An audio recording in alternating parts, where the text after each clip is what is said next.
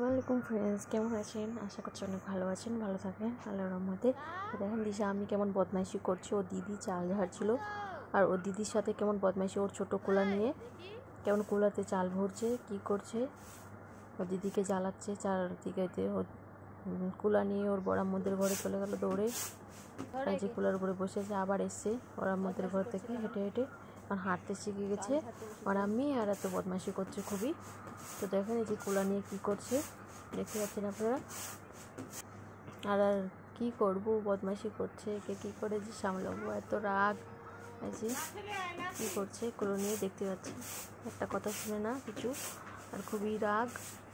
একটু কিছু বললেই কাঁদতে লাগছে, করতে শুয়ে যাচ্ছে। এখন ঝাঁটা পেয়ে গেছে হাতে, ঝাঁট দিতে লাগবে ঝাঁটা নিয়ে। আর দিশা আমির ভিডিও আপনাদেরকে কেমন লাগছে অবশ্যই কমেন্ট করে জানাবেন। আর দিশা আমির জন্য সবাই দোয়া করবেন যেন ভালো থাকে, সুস্থ থাকে, এভাবে আপনাদেরকে এন্টারটেইন করতে পারে। এই যে আমার শাশুড়ি আমার চাল ঝাড়ছিল, আমি তো ঝাড়তে পারি না, চাল ঝাড়